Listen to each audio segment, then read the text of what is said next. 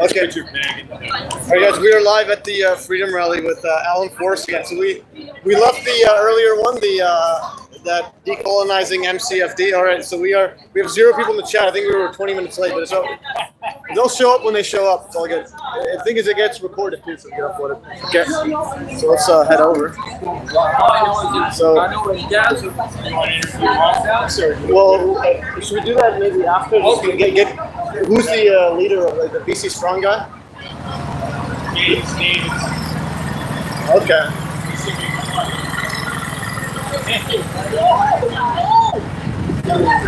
This is Matt.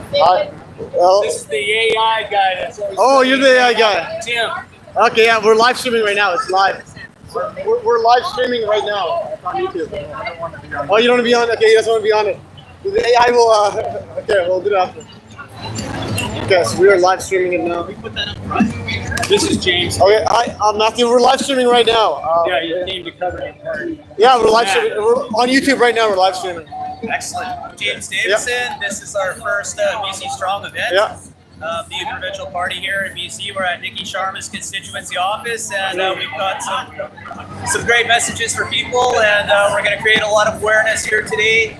Excellent people came out to speak on different bills, such as Bill 7, Bill 36, Bill 21, the Infant Act, EDMA, which is the Emergency Disaster Management Act. So we've got our work cut out for us here today, and this is kind of the message. We want to make sure that people start seeing sure.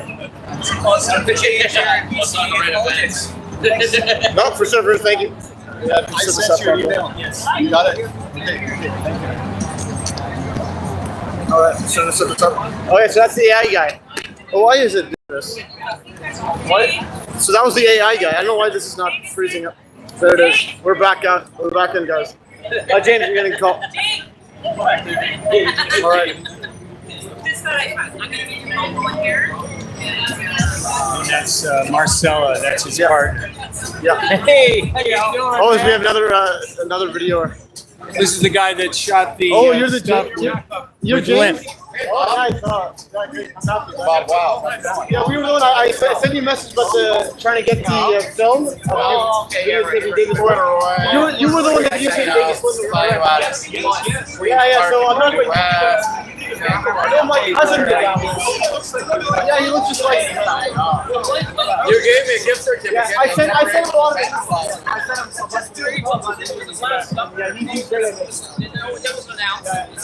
Yeah, so I'm live streaming right now. Drugs were involved. People can comment.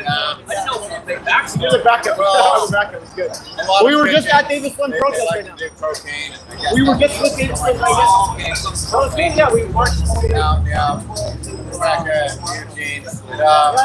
And I streamed down the wall for the first hour and a half. Yeah, I'll upload the video. Hey, man. Hey, Lon. How you doing? Yeah. Sure, It's been a while since we've all come together for one of these like. Focus has changed. It's now Alberta independence is now on. I'll do so if you want to be in the video, up to you if you want to be in the video or not. This is live right now. If I want to, I'm just getting rid of this. Yeah. So I gotta be. No, you can do your own thing. Okay. Yeah. So I actually was in Niki Sharma's office when Davis got arrested. So Dr. Daniel Magas actually told me to go to that protest. Yeah. I went there. Here we go. It's for sure.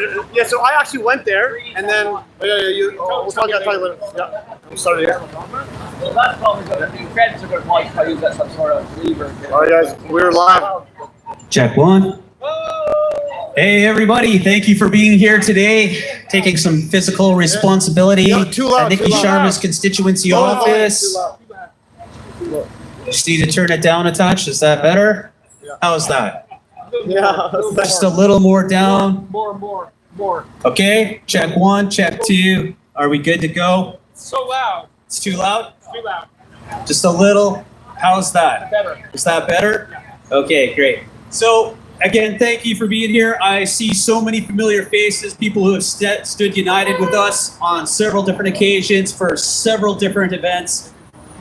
nothing more important than what we're doing here today. So I'm not going to get too involved into it because I'm coming up to speak right away. So this is just an introductory welcome for being here. This is BC Strong's Provincial Party's inaugural event, the very first one we've ever done. We're very proud that we had the fortitude to bring forth a new provincial party because we need a better government. And if we want a better government, we need to elect a better government. So we got a chance here in BC to live a better life. Anyways, I'm going to leave it at that. I'm just going to pass it quickly on over to Marcella. She can tell you what she needs to tell you, and then we're going to get on with this event. So thank you very much for being here. Thanks for coming, guys. So glad to see every face that's here. Just taking care of a little bit of housekeeping business. If you have garbage, we have garbage bag at our tent or our tables over there. Please use them. Please be very mindful of the doors of the businesses that are open here. They're graciously happy that we're here, okay? And we're being very respectful to the people passing by. Please allow them to pass by. Don't block people off. Be mindful and respectful of the community members that are here. We're trying to reach them and create that awareness for them. Thanks so much for being here. All right, so we're going to start this out. You all know Dub B. He's been to many of our events. Great musician. He's going to come out and play his new track for us. BC Strong, Stronger Together.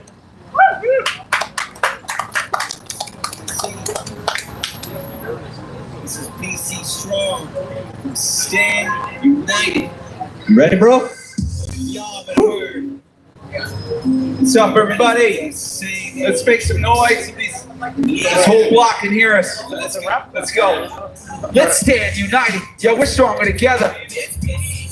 You need it up. We're stronger together. Music up.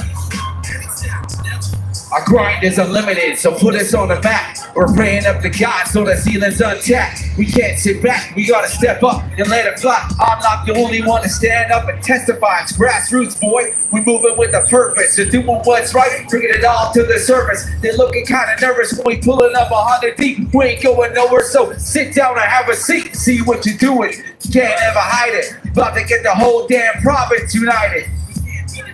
This ain't one-sided.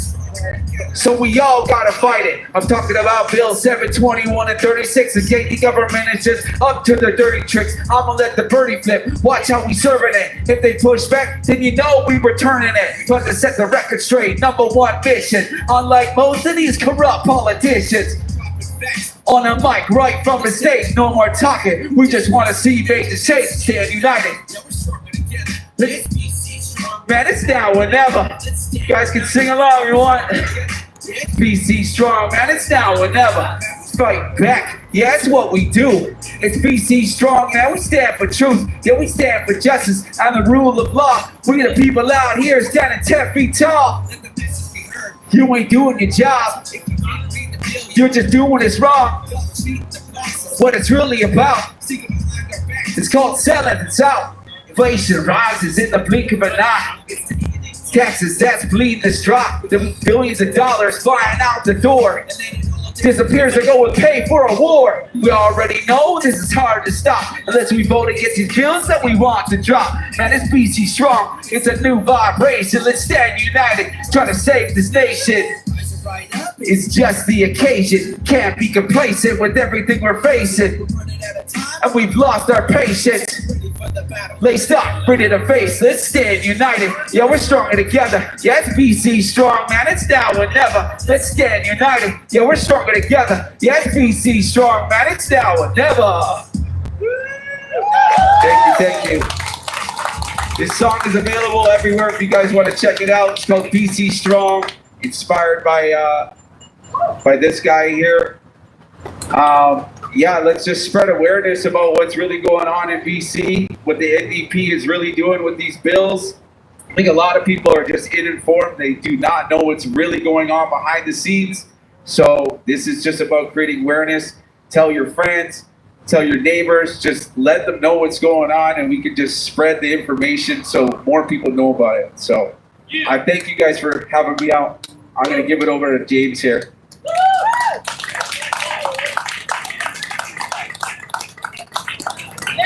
All right, everybody, this is Bryce Wade, and terrific fella, true stand-up warrior for what's right, and always rises to the occasion to stand united with us. So thanks for coming on. Thank you, Bryce. He's our MC today.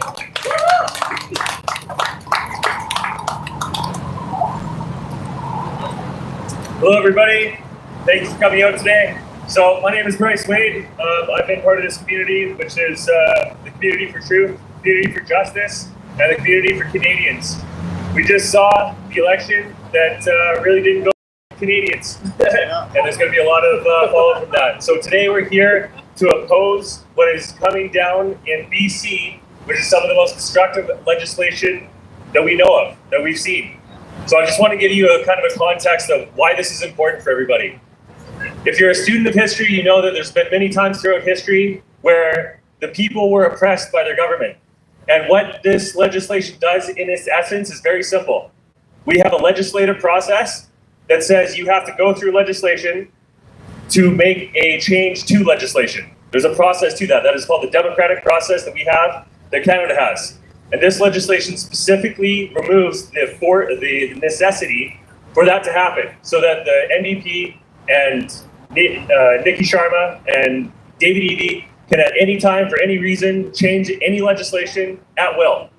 That is, in my opinion, a coup of our democratic process. So the speakers that are here today are trying to speak to you and us and everybody that watches this about the threat that this poses to our way of life and Canada and everybody that's here.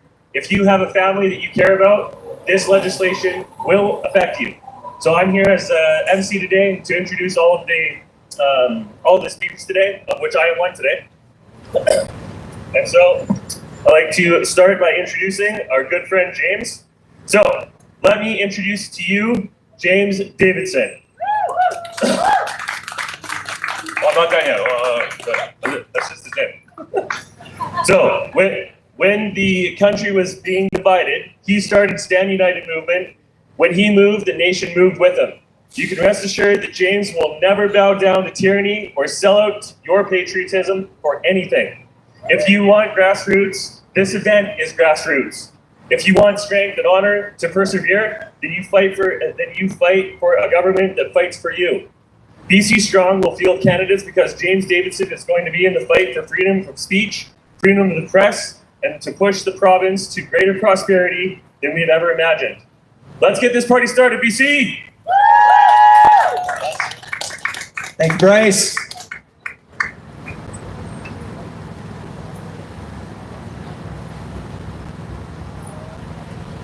I'm gonna do my best at this, okay? So, ladies and gentlemen, welcome to our Rise Up BC Rally. Thank you for being here today. You've chosen to be a part of something much bigger than any one of us. This is not just another gathering. It is a call to action, a rallying cry for our rights, our freedoms, and the very future of our democracy. Make no mistake, what we face today is not just a matter of politics. It is a battle for the heart and soul of this province. We stand at a precipice. There is an imminent threat to the democracy that our forefathers fought, bled, and died for. And it comes in the form of legislation, dark and domineering, and designed to limit our rights, our voices, and our power. We're only one generation away from seeing our democracy become a relic of the past. Let that sink in, just one generation. It is our responsibility, every single one of us here today, to ensure that never happens. The freedoms we enjoy today were not given to us freely. They were earned through sacrifice, through lives lost, through struggles endured, and through the unyielding resolve of those who believed in a future built on liberty.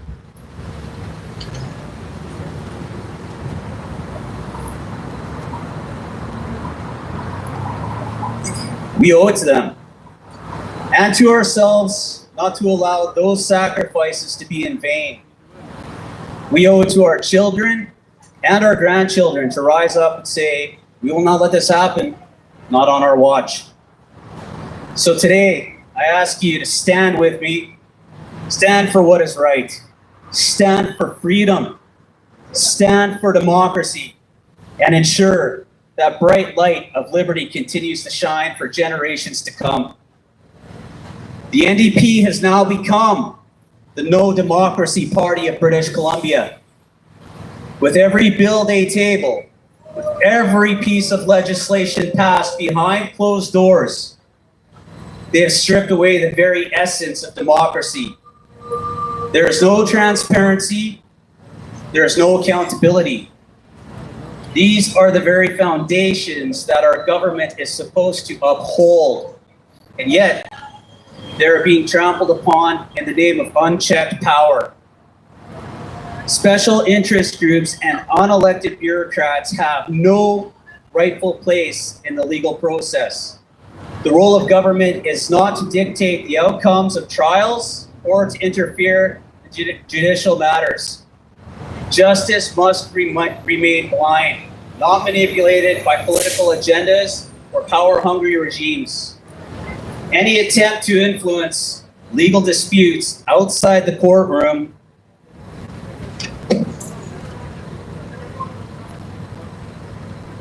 is a direct assault on the rule of law and a dangerous step towards authoritarian control. The separation of power is not a suggestion. It is a cornerstone of freedom. To tamper with it is to betray the very essence of justice and human rights. We are no longer witnessing the functioning of a democratic system. We are witnessing the rise of authoritarianism, a government that seeks to control every aspect of our lives. No longer are our voices heard. No longer is the public consulted. No longer are we being given the respect and right to understand what these new policies mean for us.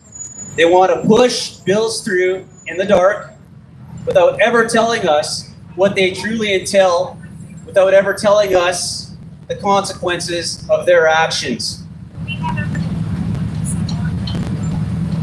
But here's the truth. We have been living under the false flag of freedom. The government we once trusted has made its intentions clear. They do not want to empower us. They do not want to protect our rights. They want to dominate. They want to control. They want to limit our opportunities and destroy the very culture that defines us. We cannot sit idly by and let this happen. We will not let this happen. We must rise together as one voice, as one people, and demand that our democracy be preserved.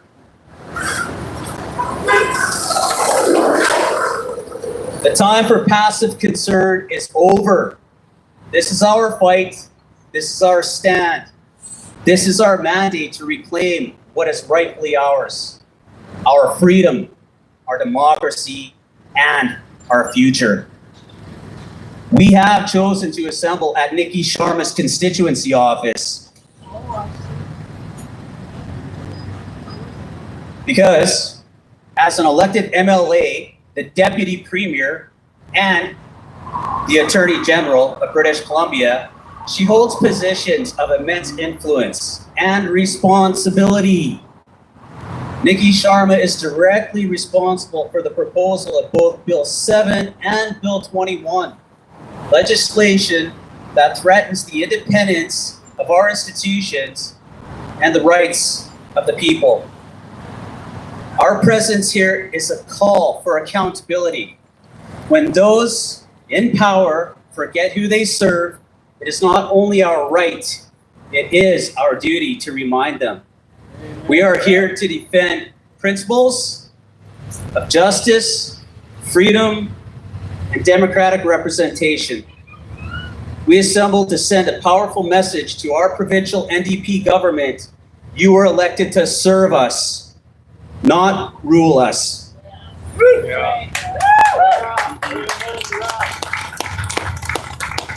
We will be addressing the following critical bills. Bill 7, Economic Stabilization Tariff Response Act, a direct attack on our economic freedoms and sovereignty.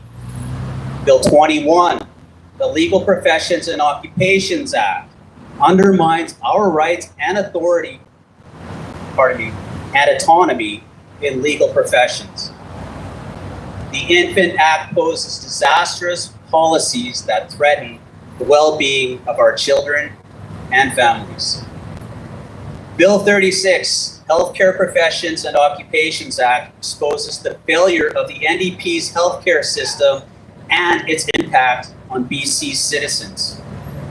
Bill 23, Emergency and Disaster Management Act, gives the government the ability to override legislation as a guarantee of emergency is not required, but the imagined possibility of an imminent disaster is all that's required to use this overreaching legislation. Registering BC Strong, our newly formed provincial party, was not just a political step. It was a call to action, a platform to protect our people from a government that has made its mission to erode our freedoms, restrict our rights, and limit the opportunities that should belong to every citizen of British Columbia. When those empowered choose control over compassion and suppression over progress, we have a duty to rise. Our movement is rooted in the belief that every individual deserves the chance to thrive, not just survive. And we will not stand by as that promise is taken from us. We choose BC Strong. We are stronger together. Be sure to visit our red tent, which we don't have a tent, pardon me, the table over there with the black claws, and sign the petition to repeal Bill 21, the Legal Professions and Occupations Act. This legislation threatens the independence of our legal system and opens the door to dangerous overreach. Our voices must be heard and our rights must be protected. This is not just about policy, it's about principle. We must stand together to ensure that our legislature reflects the will of the people, not the unchecked power of government. Your signature is a stand for justice, for freedom, and for the future of British Columbia. Now, to our provincial government that has created crisis after crisis needs to hear this message. Catch and release has failed. Safe supply is a death sentence. Firing healthcare workers has created a huge shortage of healthcare professionals. Unchecked spending has created inflation and economical debt like never before. We do not trust this administration right here to make decisions without the legislative process. The NDP must remember that you serve your constituents. And I'm just gonna kind of change the vibe here, guys. This is a perspective of mine, how I feel being 52 and growing up in the time I did to where we kind of got led to. I grew up in Canada in the 70s, 80s, and 90s. Life was simple, honest.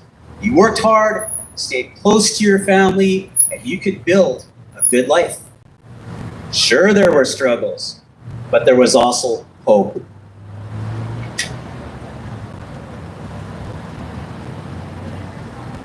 There was direction. There was trust in the future. If you did your part, you could give your kids more than you had. That was the deal. But then everything changed. The world sped up. Technology surged forward. And with it came something that would change everything. the internet.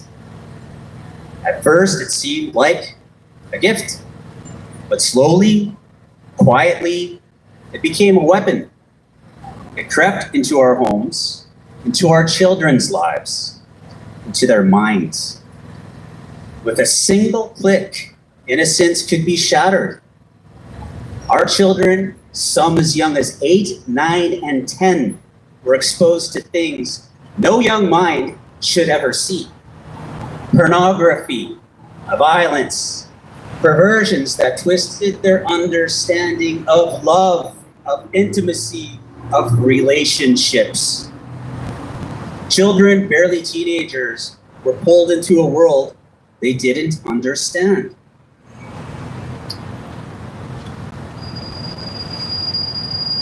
Drugs, alcohol, pornography, they mixed it all together.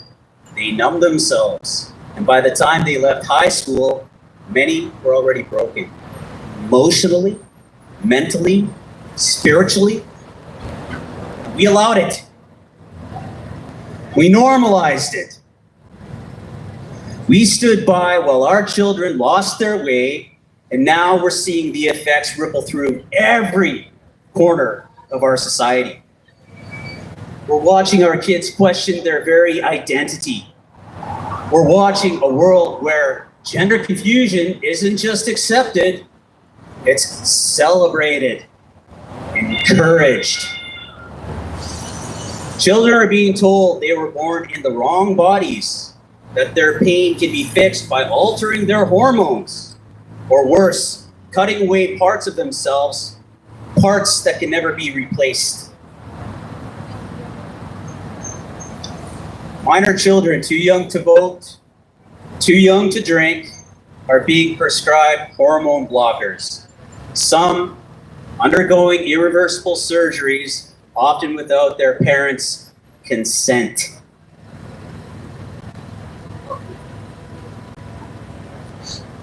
And what do parents have left? Silence, helplessness, fear. And with that loss of innocence came something even darker. They turned to escapes, vapes, weed, pills, gateway drugs that numbed their confusion and their pain. But it didn't stop there. Soft drugs turned into hard drugs. Cocaine, fentanyl, opioids. I've watched lives spiral before they've even begun. And now our kids aren't just struggling with addiction, they're struggling with identity.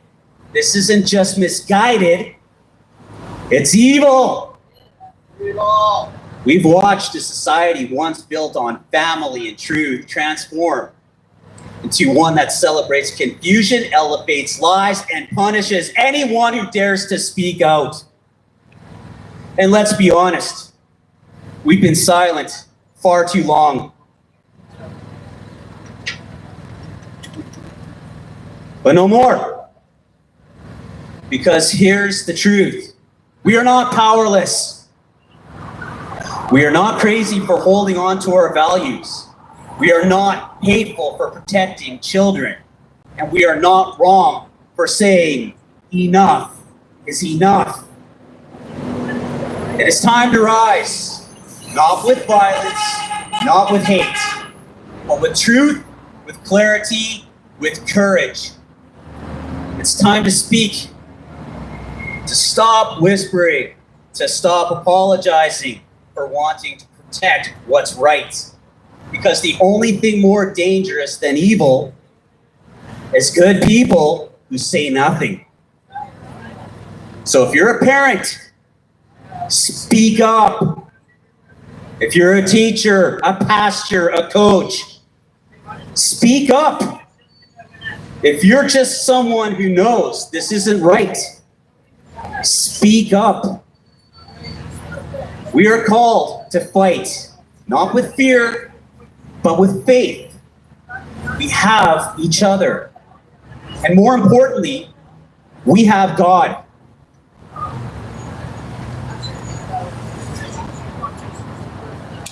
And when we walk in truth, when we speak with love, and when we act with the power and the grace of God, we will not fail.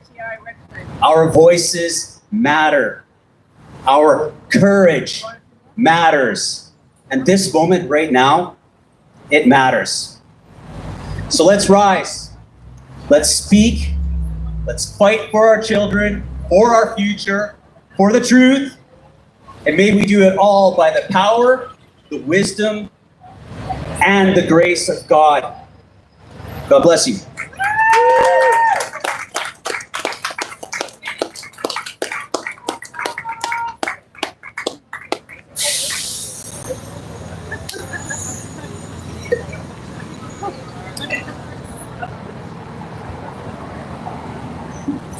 Well, James, bigger my book for you. All right, let's go. That was amazing. So it's clear to everybody now what the risks that we have and what's coming down the pipeline. And one of the things that James just talked about that's very important is our children. The next generation is what the world that we give to the next generation is very important. The world that we leave them is also very important. So our next speaker is Michelle Riddell, and she's going to talk about the Infant Act. Michelle Riddell is trained as an occupational therapist who specializes in child development, and her career is focused on providing families with tools to build the best possible future for our children.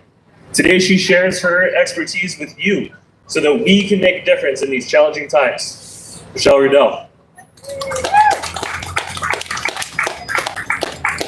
Thank you.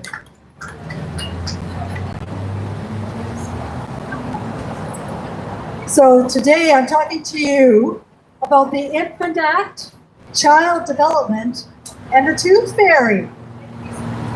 So the Infant Act has actually in some form been around for many, many generations. It was enacted officially in 1996, but prior to that, children aged 12 and older could talk to their doctor and consent to medical treatments without their parents being informed.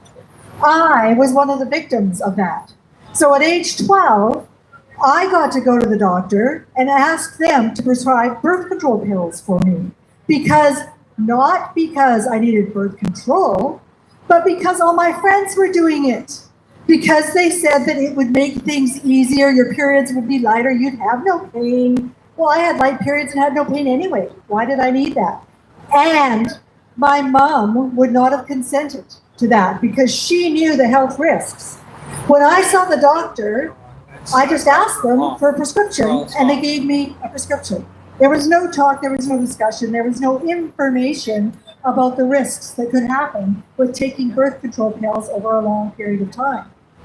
When I got pregnant and had my first child, I couldn't dilate. I had to have an emergency C-section. The same thing happened with my second child. My mom had super easy births. They were fast, they were smooth. Her mom, her mom's mom, her mom's mom. The reason that I was challenged with giving birth was because I had taken birth control pills. So the Infant Act is an act in which an infant, anybody under the age of 19, and that's anybody now, may consent to medical or treatment or health care, whether or not that health care would, in the absence of consent, constitute a trespass to the infant's person. And if an infant provides that consent, the consent is effective and it is not necessary to obtain consent to the health care from the infant's parent or guardian. So the infant can make a request for consent to a health professional.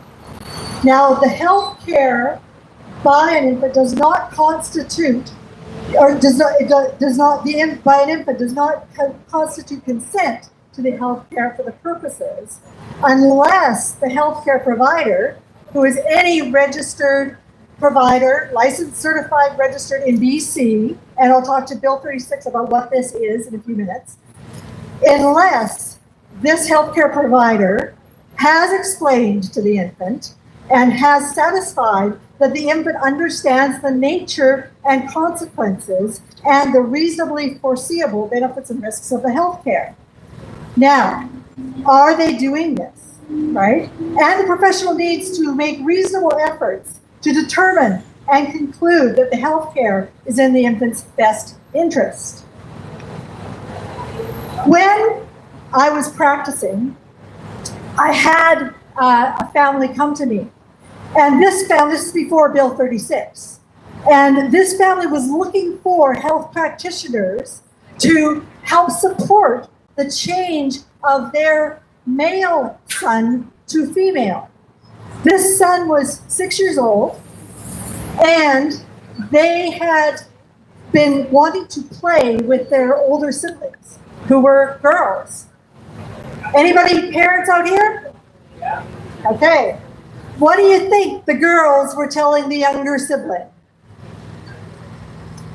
You can't play with us unless you're a girl. Right. So this is when this child started to say, I'm a girl. I'm going to dress like a girl. I am a girl. I'll act like a girl. This family went to their doctor, and their doctor at that time had the sense to say that the family could not go through processes to change the gender of their child because, number one, the child could not determine fantasy from reality. They were 6. The tooth fairy was real. When do kids stop believing in fantasy, in the tooth fairy and Santa Claus? What age? Yeah, 8 years old or so.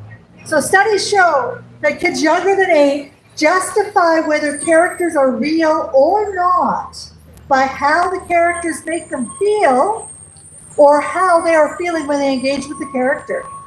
So in one study, a 6-year-old child commented that all characters in the cartoons were real because they saw this on TV at Grandma's house. I wonder if that still is an issue for some of our adults here.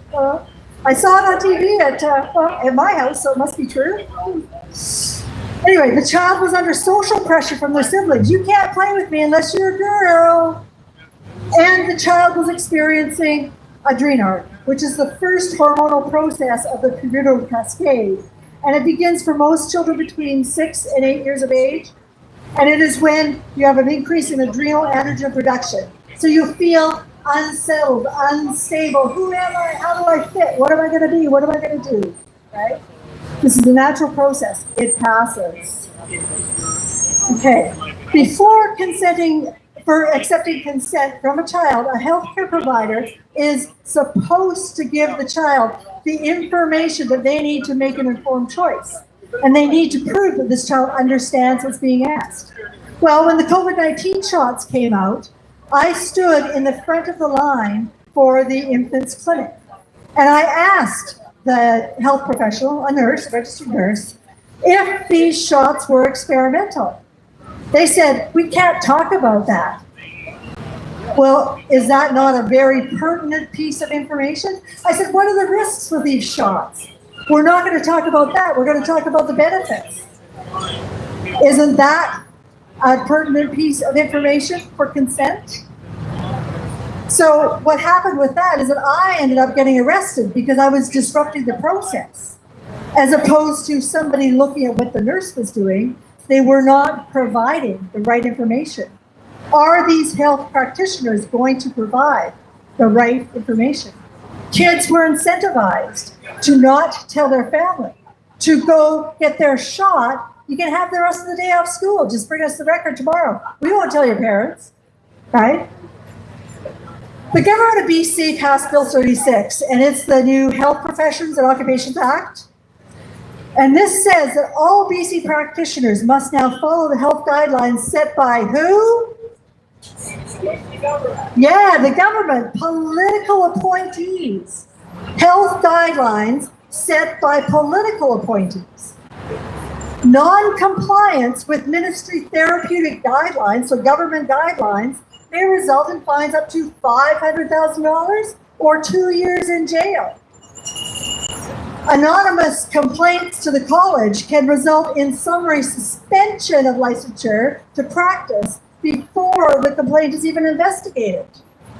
Now, if this was in place when that 6-year-old's family went to their doctor, what do you think the doctor may have done because of the pressure that was on them? If they chose to say to the family, hey, your child is suffering social pressure because the siblings will say you can't play with us because you're not a girl, they could have been fined $500,000, put in jail, and had their license yanked. How many physicians do you think will now just simply toe that line, right? Is there objectivity in that picture? Absolutely not. This is completely dangerous.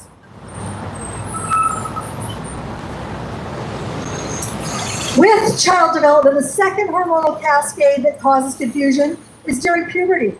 Both sexes at different times have surges of testosterone and estrogen. Boys can develop breast buds. Girls can experience growth of facial hair. In normal development, do these circumstances tend to last? No. As the child works their way through puberty and the hormones level out, they become male or female. Children's brains are rapidly developing until close to age 25. We don't let kids drink until they're 19. We don't let them drive until they're 16. Boys under the age of 25 get charged what with their insurance? Higher rate. Why? They're too young. Because they do stupid things, cause accidents, right? So when the kids' brains are off the frontal lobe, the thinking part, the judgment that is being reorganized, this part of the brain is completely offline sometimes in teenagers. So a really great example of this is my highly intelligent daughter, who at age 15 went golfing with one of her best friends. And in her great period of wisdom, decided to lie down in front of her friend when her friend is going to do a major power drive. What do you think happened with that ball? It hit her in the head. And when I asked her, what were you thinking? What did she say? I don't know, right? This is not a mature brain. This is a brain that is not capable of having consistent capacity to make life-altering decisions. So what are we going to do about this? We need to step up and protect our children. We need to continue to lobby for the repeal of Bill 36. This gives no objectivity in our health professions or others. We need to know that once your child walks into the school property, parental consent to participate with any activity at the school is implied. If your child goes to school, parents need to know everything that is happening at that school. You need to ask about vaccine clinic schedules, review the literature that's presented to your child, participate with new programs to see what they are presenting. Are they giving 5-year-olds pornography? You need to know that, right? And that is happening. If there is anything that you do not consent to, make sure to educate your child and provide the school with a letter that says you do not consent for your child to participate in any activity that you do not want them to participate with. And when you know the schedule of the activity, parents need to keep their kids at home. And if you have the resources, homeschool those children. Give them the education that is not programmed, that is not twisted, that is not filtered by our political system, that is filled with love, that is filled with care, that is filled with the capacity to build critical thinking brains and ask questions throughout their entire life. It is up to us to protect our children. What are we going to do? Protect our kids. Protect our kids. Protect our kids. Thank you.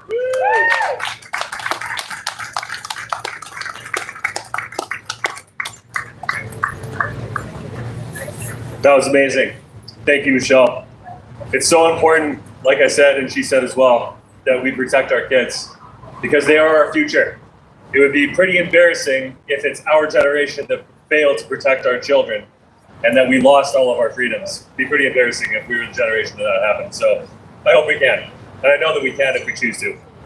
So our next speaker is kind of a rock star around these parts. And it's Dr. Malthouse. So, yeah, give him a cheer. He's been in the fight since the beginning because it was the people in the medical field that knew right from the beginning of COVID the problems that entailed from COVID. Dr. Stephen Malthouse has practiced medicine in BC for more than 40 years with a special interest in integrative therapies. He was the first doctor in BC to publicly question COVID, public health policies, and toured Western Canada to warn about the dangers of COVID vaccine, especially for children. His medical license was then suspended by the government and by the college in 2022. And Dr. Malthouse has been speaking out about government overreach since 2020, including NDP bills such as Bills 31, 36, and Bill 7 that removed the democratic rights of British Columbians. This man has been a fighter the entire time, and now he's going to speak to us today about what we need to do to continue that fight. Dr. Steve Malthouse, come on up, brother.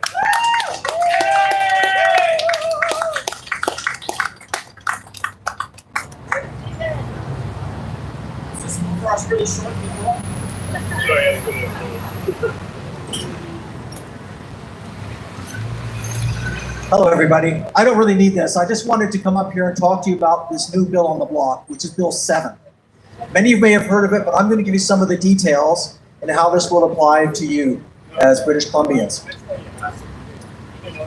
Well, Bill 7 has had its second reading. Its first reading was in March of this year, 2025. It had its second reading, and now it's gone to committee. And it really is very much like the War Measures Act. In other words, it gives sweeping powers to the government. And right now it's the NDP who are bringing it in, but it could be any government. Any government in the future could have the same powers that this bill will give to them. And as we all know, what you've given to the government once, you will never get it back. Now, this bill, as I mentioned, is very new, and it was stimulated into being by Donald Trump south of the border, who started talking about tariffs. So it's also known as related to the tariffs, even though it's to do with economic stabilization. Now, when the NDP came into power here, I guess about 8 years ago, they came in with a surplus of $6 billion. Right now, they have a deficit of $14 billion. So in the 2 seasons that they've been here, 2 political seasons, they've actually lost $20 billion worth of BC revenue. And also, our position as a borrower has dropped a grade.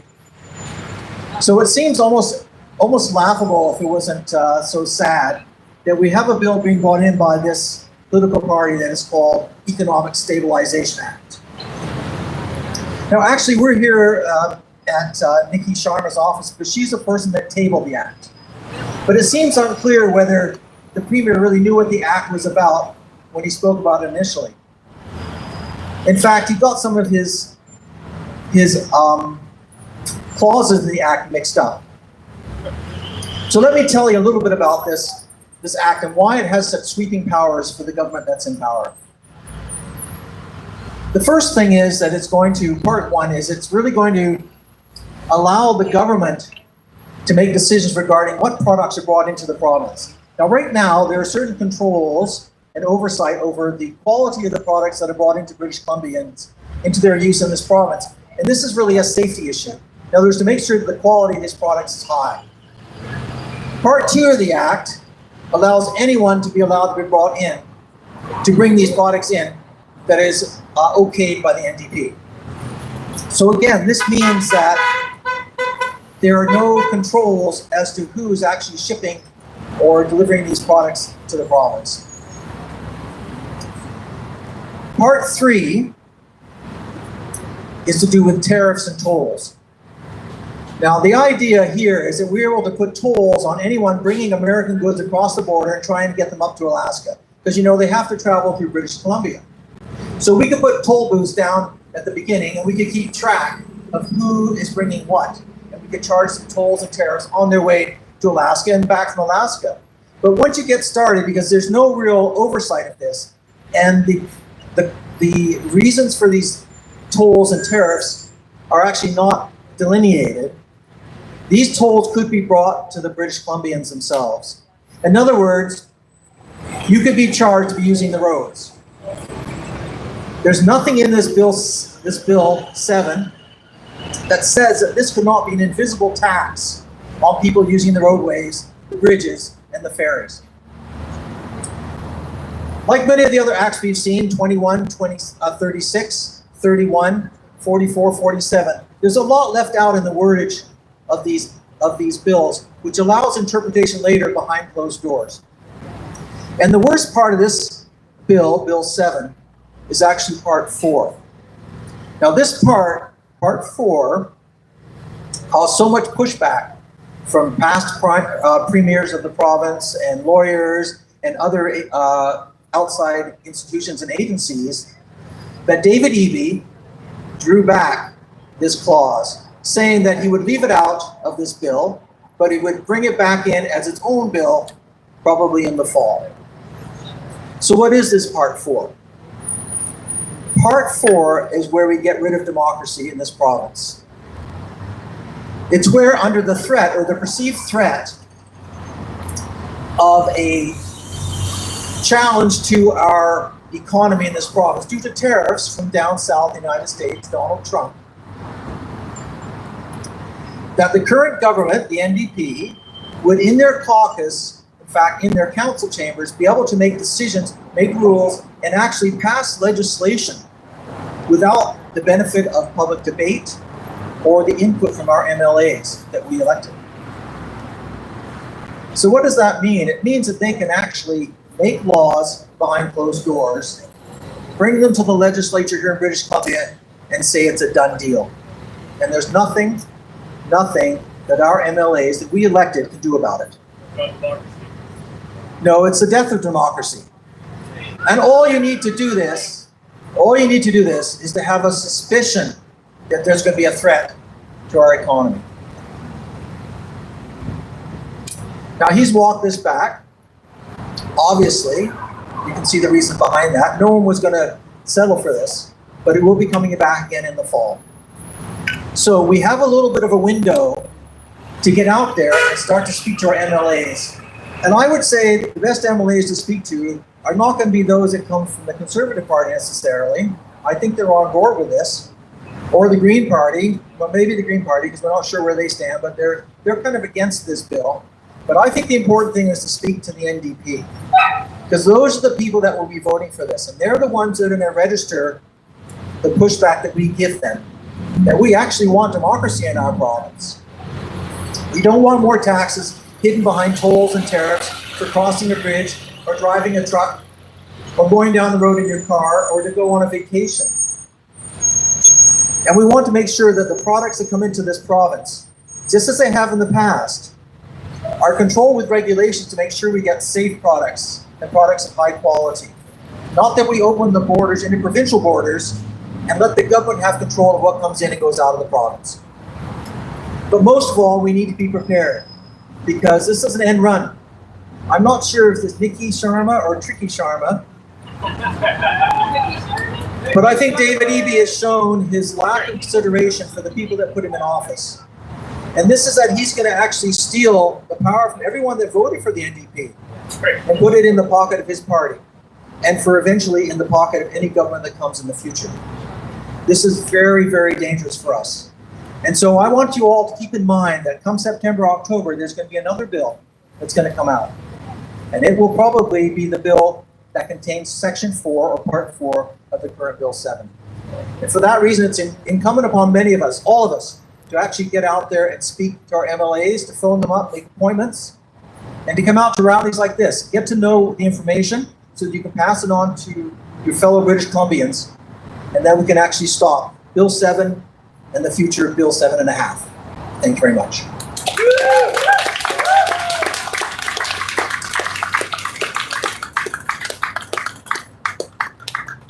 Dr. Stephen Malthouse raises an important point about democracy, which I'll be talking about as well. But your voice is only as good as the actions that support them.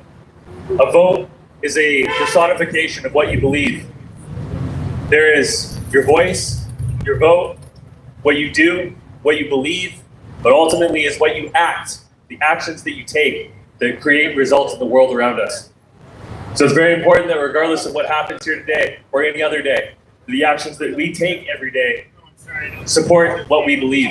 If we care about freedom of speech, we have to take actions that defend those things. And in line with that, next we have Dr. Hoffe. Another rock star of the medical community. Dr. Hoffe is a family doctor from Lytton, BC, who was an early whistleblower to the vaccine injuries in his own patients from the COVID injections.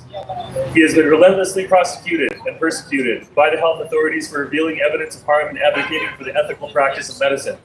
He's a defender of truth, and now he comes to speak to us today. Please welcome Dr. Hoffe.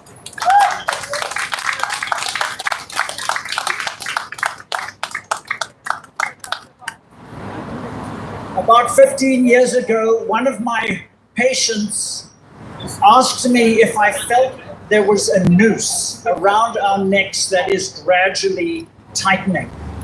And even back then, I unequivocally said, yes.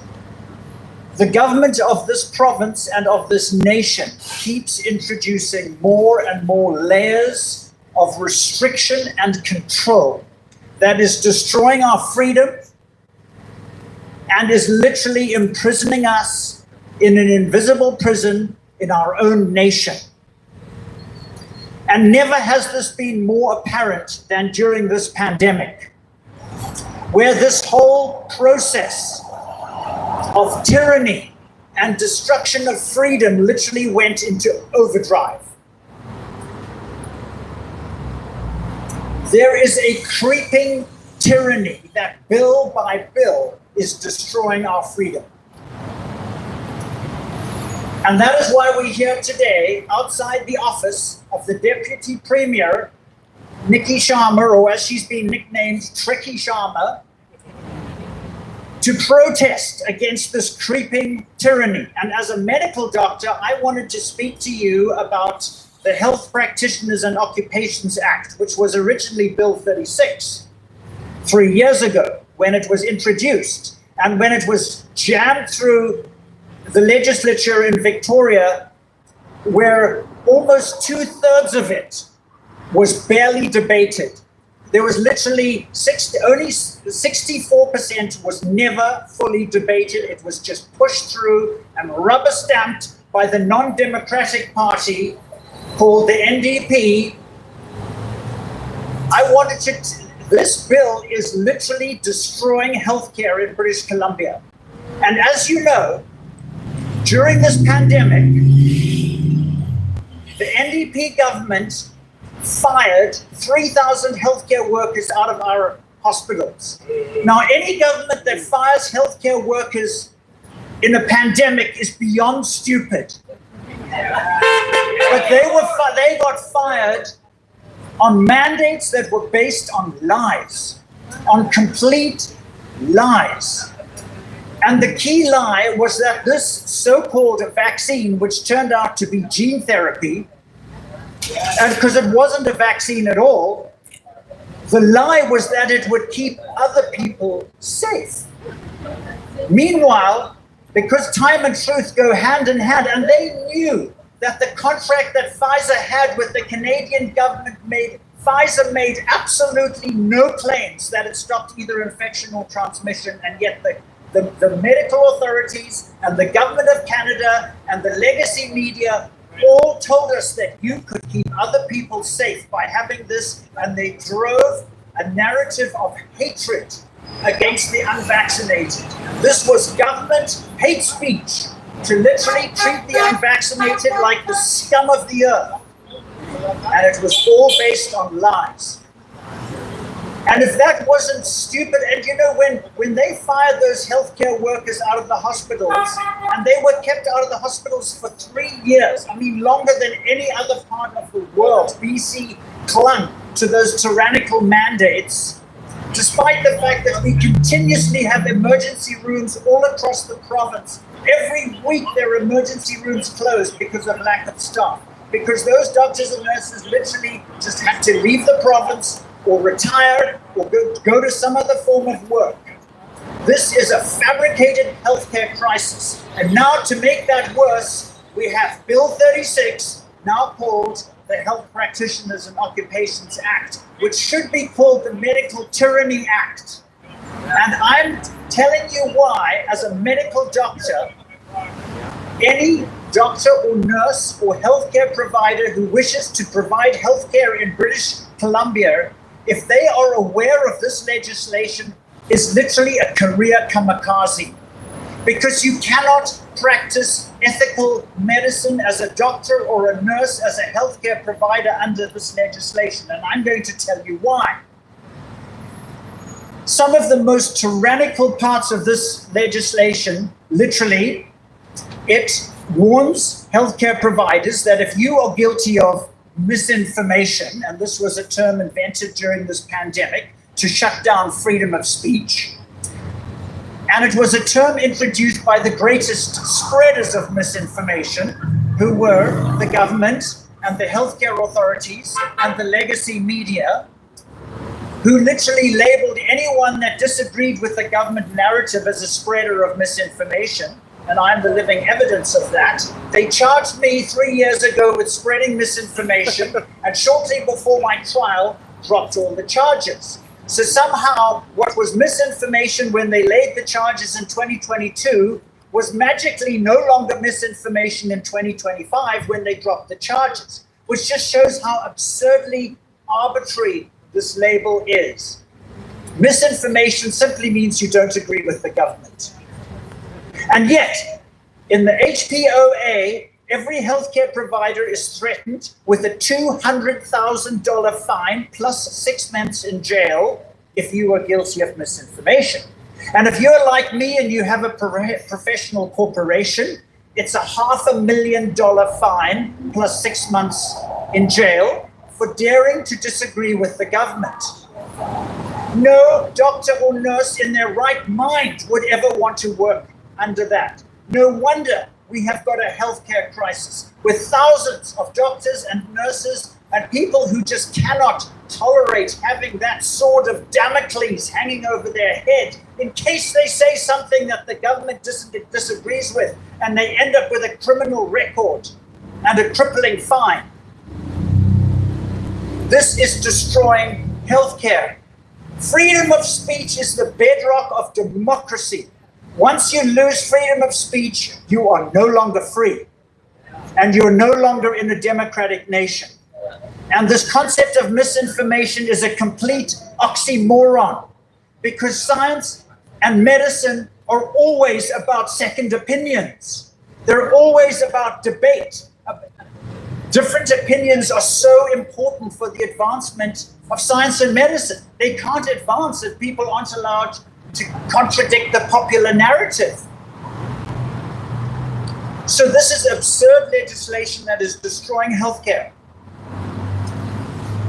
The other thing that is sacrificed in healthcare when doctors no longer have freedom of speech is informed consent. If a doctor can no longer tell you honestly, knowing your unique medical circumstances and knowing the treatment that is proposed, if he can't tell you honestly whether a treatment is good for you or bad for you, but has to parrot off the government narrative at risk of ending up in jail and with the crippling fine, the doctor can no longer give you freedom of speech. So when doctors are censored, healthcare across the board suffers. Everyone suffers. Freedom of speech is the basis of our freedom. And without it, you cannot have ethical healthcare. The next ethical violation of this HPOA, which is driving doctors into retirement and out of the province, is literally the legislation that enables the college to mandate any vaccine at any time as a licensing requirement for doctors and nurses. So that if you want to work in BC as a doctor or a nurse, you have to relinquish autonomy over your own body to the college, who will decide what you will be injected with next. This is profoundly wrong. No doctor or nurse in their right mind would ever move to a province like that. And yet they keep boasting about how many doctors and nurses they're bringing in to try and solve this healthcare crisis that they have created. If any of those people knew what they were coming to, they would not come here. This is a fabricated crisis, and we are all suffering as a result of it. So it is absolutely critical that we stand up against this. The college is in the process, as we speak, of reworking its bylaws to bring all of this into effect. That they can literally do this to any doctor at any time. And the last thing that I want to mention is what this legislation does to your relationship with your doctor. The doctor-patient relationship is based on utmost confidentiality.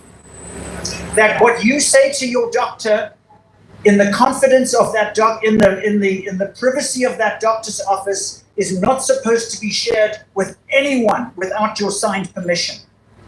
And yet under this legislation, it gives the college the authority to raid any doctor's office at any time and seize your medical records. Which means that medical confidentiality is gone. That the government can literally seize the information about those things that you told in absolute confidence to your doctor.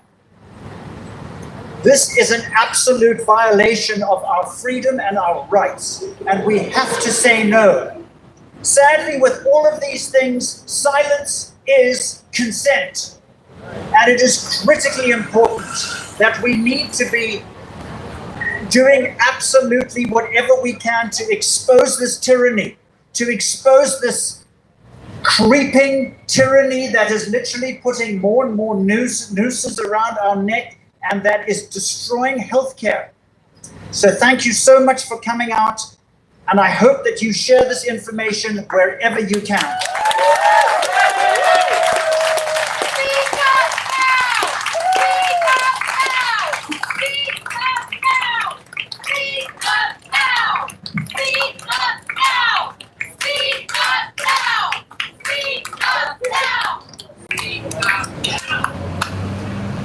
Wow, that was powerful.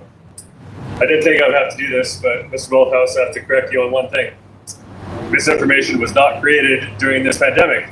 That was actually a communist that created that more than 100 years ago. And you'll notice a pattern with all of these legislation pieces. They're very authoritarian and communistic. They want to remove our individuality because if we lose our individuality, we identify with the state. And if the state has control, they control you. So our next speaker is one of you, because it is me. And I'm here to speak about democracy. We keep talking about our democratic principles, but what are they? What is democracy? What are we at risk of losing? And how do we protect it? This, I think, is one of the most important things that we can do, is what do we do about it? There is nothing in this world, no problem that we have, that is impossible to solve because we, as a society, civilization, and species, created it, which means that there is a solution. So, he agrees. So, democracy started thousands of years ago. The Greeks, the Romans, they all had this idea of democracy, Western values, freedom of speech, philosophy, freedom of congregation, ability to move around.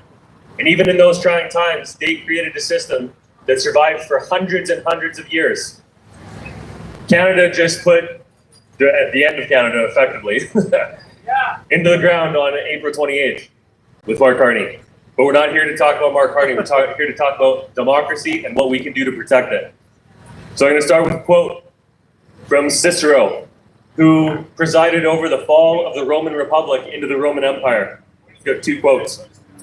Poor is the nation that has no heroes, but poorer still the nation that having heroes fails to remember and honor them. We have heroes here today that have been fighting tirelessly, including James, Marcella, Dr. Hoffe, and Dr. Malthouse. All of them have put their future and lives on the line to help us and speak out. I hope that all of us have the same courage to do that. A nation can survive its fools and even the ambitious, but it cannot survive the treason from within. An enemy at the gates is less formidable, for he is known and he carries his banner openly. But the traitor moves amongst those ridden within the gate freely. His sly whispers, rustling through all of the alleys, heard in the very halls of government itself. They understood that a society and a civilization had to stand together. And this is what we must do now.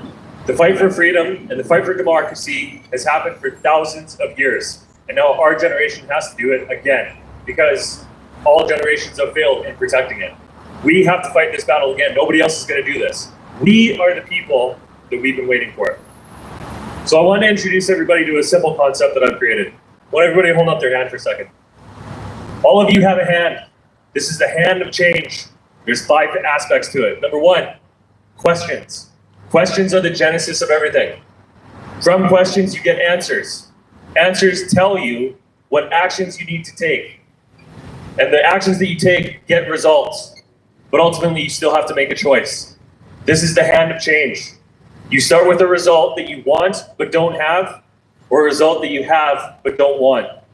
Everything that is encapsulated by this government that we are standing in front of today has shown us that they do not care about us. They care about power and control.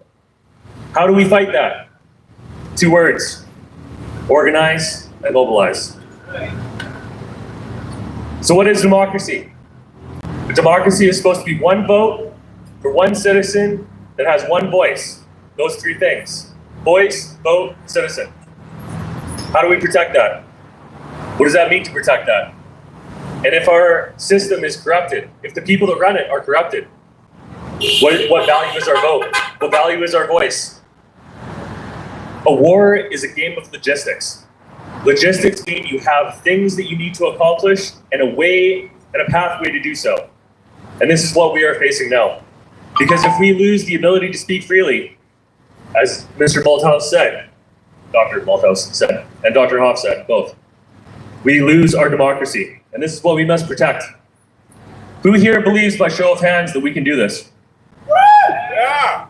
We have no choice. Exactly, we have no choice.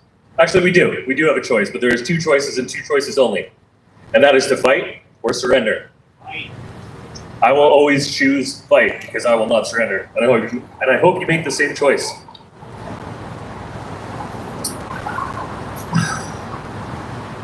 When the people fear the government, there is tyranny. When the government fears the people, there is liberty.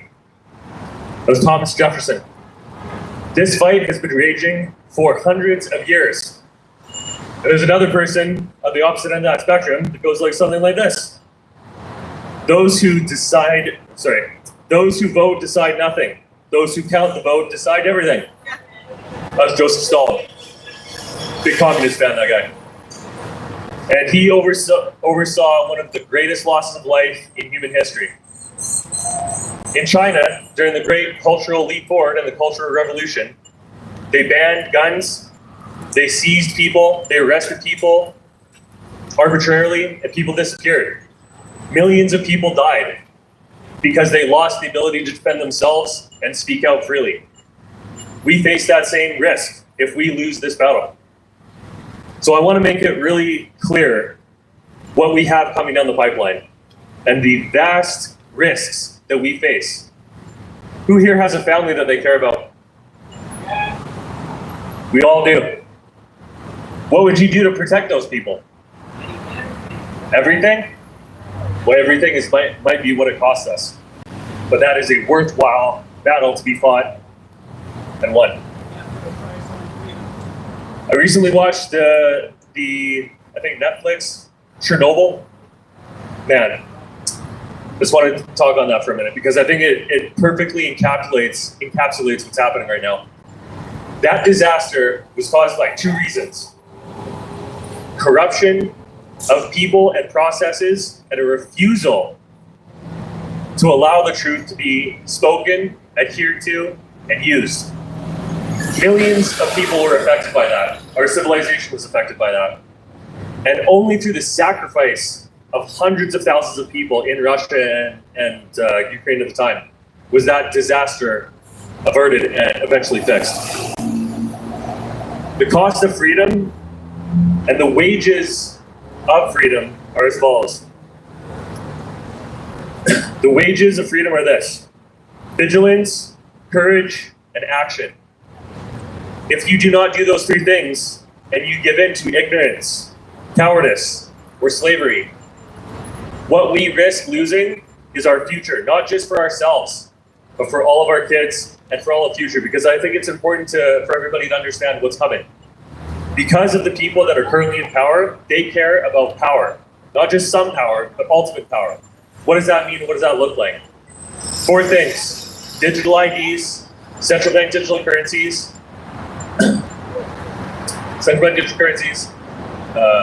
what's the other one?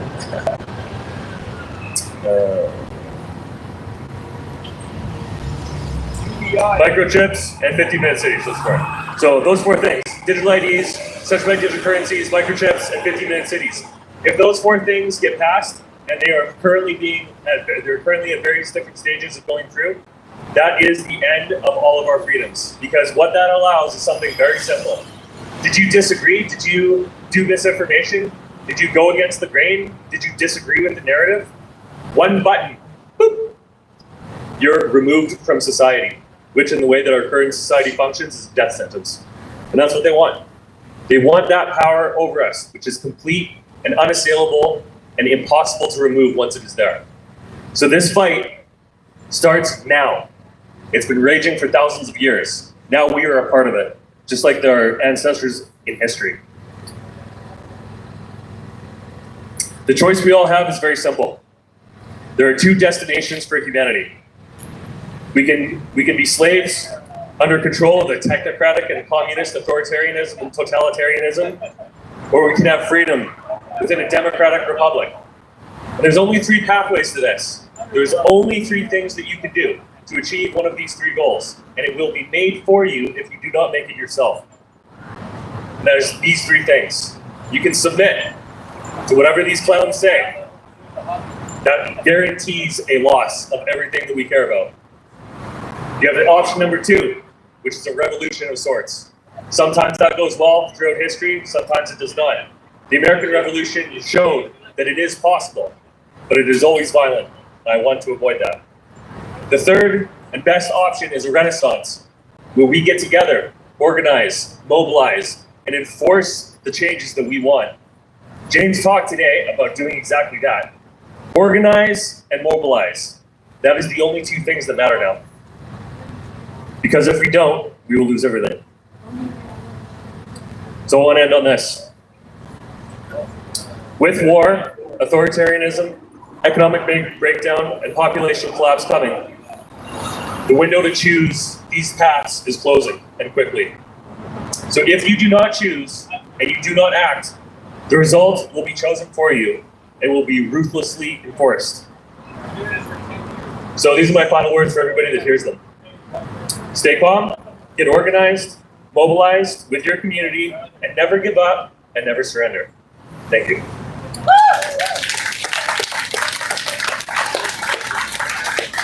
Now on that light note, we got a next speaker. So, Kari Simpson is best known for being as being declared for all the right reasons the most dangerous woman in BC. Her willingness to expose wrongdoing and engage in battle to empower people continues to threaten the establishment. I have seen her in various different capacities, and she is a fighter. She knows what's right. She knows how to organize, and I very much appreciate her and everything that she's done thus far. So Kari, please come on up and talk about the impact and how to protect our children. Thanks, Bryce. Well, I'm going to just kind of summarize what everybody has been talking about. Now, this is kind of fun for Dr. Hoffe and Dr. Malthouse and myself. This is like the doctors on tour, you know, reconnect kind of thing. So lovely to have you guys here. And both Dr. Malthouse and I are sitting there listening to Dr. Hoffe in his elegant South African speech. So it's live stream right maybe now. I'll put It's on a little YouTube right now. American twang in mine, and then It's live right now. Yeah. I want to watch it. I want to see anything. It's how America's coming for Math us, Easy and I'm not Solutions. sure that's not a bad thing. Math Easy Solutions. You can go at All right, MES. so you've heard a lot of That's it, people. MES. You heard That's a James username. talk about MES. standing. Yeah, and I'll be posting heard every. I'll Bryce post it talk on about Rumble, but it's fighting. live right now. We're still live. You heard You can- that so- the time so has it's- come it's- to you make can these speak if you want. decisions. No, it's okay. Yeah, that's what I Here mean. I in just want to Canada, let you know. we are at a pivotal moment. But I do want to The get. I want to evolution get a of hold of the war doctors, trying to get teaches them on us my throughout stream history for maybe that future war interview. changes. Yeah. It goes from muskets and bayonets to guns to cannons to tanks to fighter aircraft. Every war has a new identity. Every war changes. Every war brings something All right, new. Alan. So should we And get here a in hold of the Canada, doctors, or we have all these things This being is launched Joseph at us, Roberts. including drones, including Joseph Roberts, he surveillance. does the But most Common Ground and strategically Pandemic is the Papers council magazine. culture shutting okay. down your free speech Okay, and your nice. right to communicate and know interview what's him? going on. Okay, okay. We must defend that. I agree. The time for choice isn't here. The days, as I always say, of political right and left are over. Gone. It's either for a free, independent Canada or where your lives will be forever governed, controlled, constrained, Let's see the signs. complied with. I don't think And any then of us turn the want other that one. here in this nation for Smart our children carnage, let's or go. our grandchildren. So the time for standing is over. It's time to fight. It's time to stand up and engage in a higher level of activity and response to what is happening. It's time. It's time. When you hear Niki Sharma not even be able to respond to Tara Armstrong in the House as to what is a woman. These are the people that are governing us. People who don't even know what a woman is.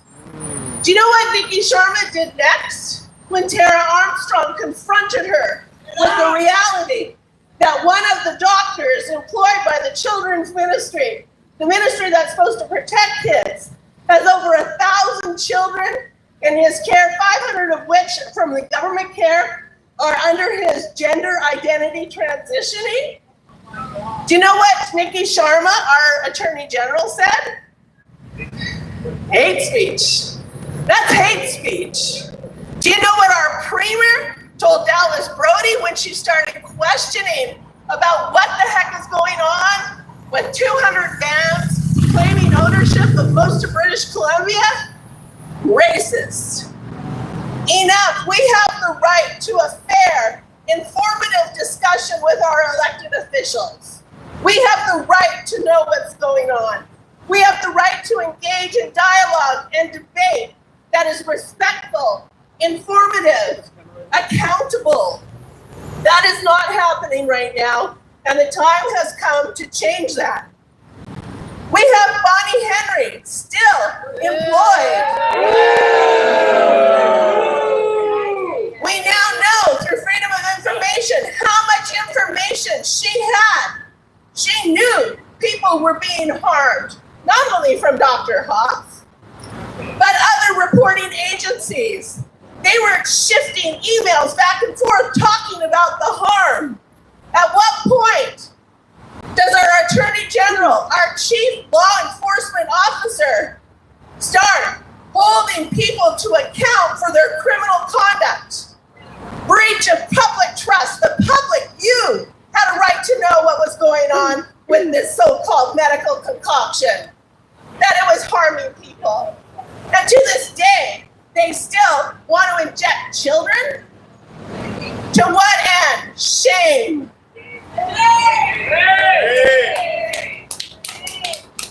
I challenge Premier Eby to direct his Attorney General to enforce the law.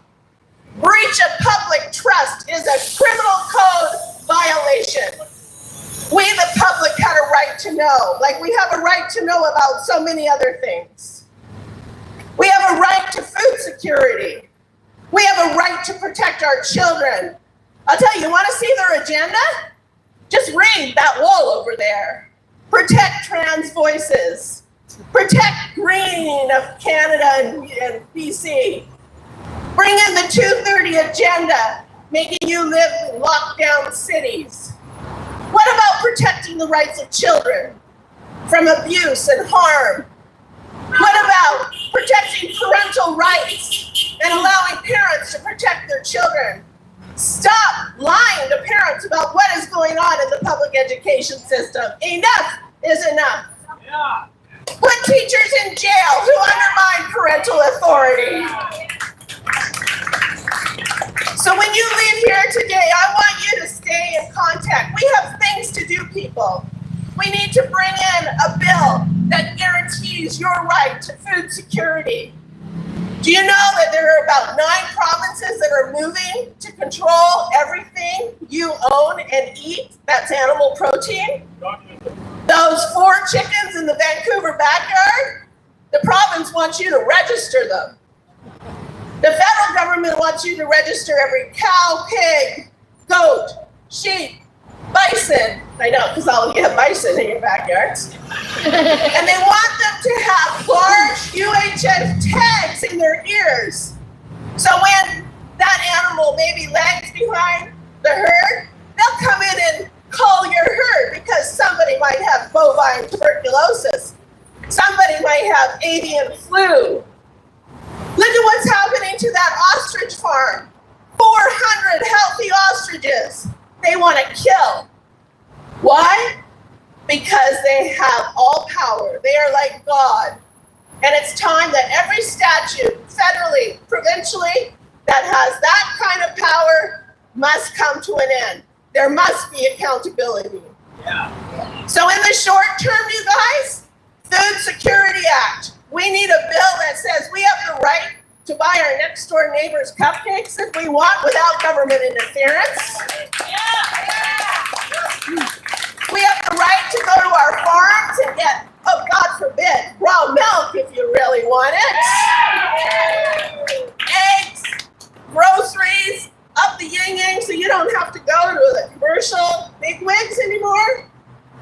We have the right to protect our children and know what's going on in their education. Those 2 things will transform this province. And in between all that, keep these discussions open about how the West can become more powerful in this nation.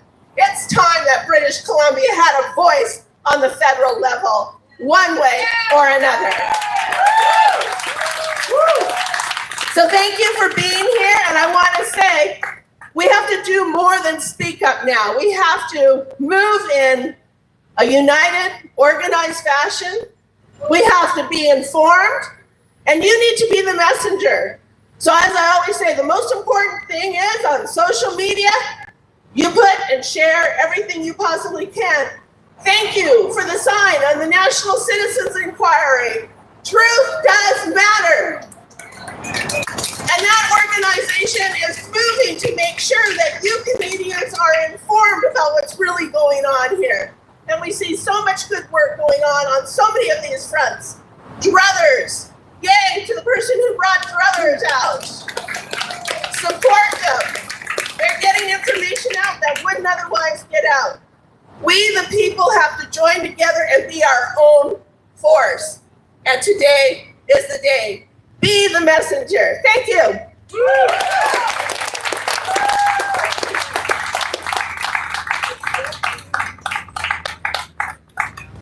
Wow, that was Kari Simpson. Didn't know you were as good a speaker as you are a fighter. Very powerful. And she raises a good point. The actions that we have to take now are going to be difficult. This is not an easy fight. Lots of people throughout history have lost it, and I hope that we are among the people that are winners, especially in this very important battle for our future and survival. So, thank you all so much for being here. So we're going to have our last speaker come up, and it is none other than Marcella Dejarlais. That's why Jack's here. Working with so many groups across BC and Canada, co-founder of Stand United and BC Strong. She's passionate and fiery, just like Kari apparently, and has been standing up and speaking out since late April 2020, since the beginning of the nonsense.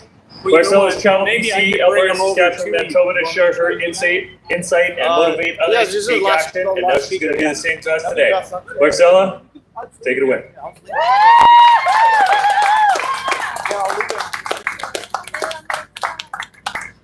Little dynamo. Hi. Can you see me, James? I can see you. Awesome. Wow, you guys. Kind of hard to follow Kari because she's a dynamo. That woman is a fount of knowledge. And I have to say that she's an inspiration to me. I think I'm researched and I follow through on things, but that woman's got it going on. So I chose to be last today because every single piece of legislation that everybody is speaking about today all has this wonderful little woven message in there. And I'm going to share it. I'm going to interject a little bit here and a little bit there because I have some pieces to say, but I'm going to tie it all together. And then I gave James my phone to record me, and I had some things on there to share. All right. So this is not about safety. It's a global seizure of our freedoms. Let me walk you through and show you how. But first, let me say hello to my friends, to my neighbors, and fellow British Columbians. There are some that have traveled from pretty far to be here today, and I'm thankful for them.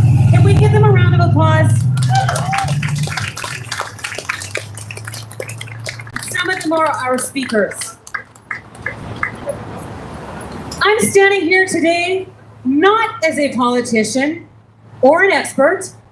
I'm standing here today as a parent, as a grandparent, as a friend, as a neighbor, as someone who loves this province and the people in it. That's you, that's you, that's you. I'm somebody who cares about family and our future generations because I have some coming up. I'm concerned with our future of our livelihoods, thanks to British Columbian NDP legislation. But I'm still someone who believes in values that we were raised on.